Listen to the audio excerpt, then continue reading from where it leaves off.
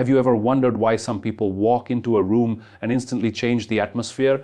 Not because of their looks, their wealth, or their titles, but because of something deeper, something invisible yet undeniable. I believe that is not an accident. It is a reflection of the spirit within them. A personality that makes an impact is not polished to impress. It is purified to express the divine light inside. So often we are told that personality is something we must create, that if we want to be noticed, if we want to be valued, we must polish ourselves like actors on a stage, rehearse our lines, put on the perfect smile, hide the parts of us that feel unworthy, and present only what will be applauded. And in doing so, we begin to wear masks. But personality is not a mask, it is not a performance, it is not something we assemble like building blocks from trends, opinions, or borrowed identities. True personality is not crafted, it is revealed. Think of a seed. No gardener can force it to bloom by painting petals on top of it. The beauty of the flower is already inside the seed. All it needs is the right soil, the right sunlight, the right care, and the flower appears. The gardener doesn't create the flower. The gardener only provides the conditions for what was already inside to be revealed. In the same way, your personality, the part of you that was meant to shine, to uplift, to impact, has already been planted in you by the Creator long before you felt the need to impress, long before you compared yourself to others, long before you doubted your worth. There was already a light placed within you. Scripture tells us you are fearfully and wonderfully made. Notice that it does not say you must make yourself wonderful. It says you already are. The journey then is not about fabricating something new, but uncovering what has always been there. And maybe that's why many of us feel so exhausted. We are busy constructing, but not revealing. We are busy pretending, but not becoming. We are striving to add layer upon layer, while the true personality, the one that can heal, inspire, and touch lives, remains hidden beneath the weight of expectations. What if instead of asking, how do I create a personality that people will like, you asked, what has God already placed in me that I have been too afraid to show?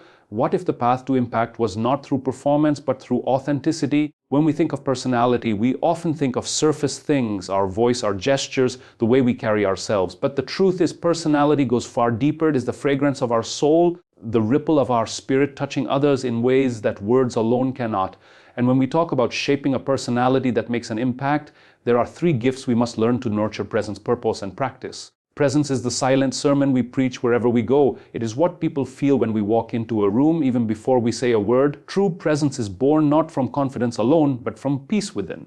When our hearts rest in God's love, when we are no longer striving to prove ourselves, our presence becomes healing. Scripture reminds us, perfect love casts out fear. Imagine the presence you carry when you live free of fear, how your very being becomes a sanctuary for others. Then comes purpose. Each of us has been created with intention. You are not an accident. The gifts you carry, the passions that stir within you, even the wounds that have shaped you, all of it is woven into a purpose greater than yourself. Purpose gives direction to your presence. It anchors you so that you do not drift aimlessly with trends or opinions. When you know why you are here, your personality shines with clarity and conviction. As the prophet Jeremiah was told, "Before I formed you in the womb, I knew you." That same assurance belongs to you. Your life was known, planned, and purposed. Finally, there is practice. Presence and purpose are the foundation, but without practice, they remain dormant. Practice is the daily choosing, the small decisions that shape who we become. It is the discipline of aligning our actions with our values even when no one is watching. Just as a musician becomes skillful through practice, so too does our character grow through consistency. Presence touches hearts, purpose gives direction, and practice shapes the vessel that carries it all. Together, these three P's form the essence of a personality that not only influences but truly impacts. And yet, there is something deeper still, something often overlooked, that shows us how even our pain can become part of this shaping. There is a lie many of us carry deep within, that our brokenness disqualifies us, that because of our mistakes, our failures, or the wounds life has dealt us, we have lost our chance to make an impact. We look at the cracks in our lives and feel ashamed, as though they make us less worthy, less capable, less usable. But what if the very opposite were true? What if your brokenness was not the end of your story, but the soil in which your greatest purpose could grow? Think of the potter shaping clay. When the vessel cracks, he does not throw it away. He reshapes it, redeems it, and in some traditions, even fills the cracks with gold, making the brokenness the most beautiful part. Scripture reminds us, "My grace is sufficient for you, for my power is made perfect in weakness." Notice, it is not in our strength, not in our polished moments, but in our weakness that divine power shines most clearly. Some of the greatest lives that touched the world were not lived by flawless people, but by those who allowed their scars to speak. A man who once denied his Lord became the rock on which the early church was built. A persecutor of believers became their greatest apostle. Over and over, brokenness was transformed into impact. Perhaps your story feels shattered. Perhaps you wonder if the pain you carry has any meaning at all. I want to tell you gently, your brokenness is not wasted. Every tear, every wound, every valley can become the very place where compassion is born, where empathy flows, where your words and your presence carry a weight they never could have carried without suffering. It is often the cracked vessel that pours water most freely. And maybe the people you are meant to impact are not looking for someone who has it all together, but someone who has walked through the fire and still carries faith in their eyes. Brokenness is not your disqualification.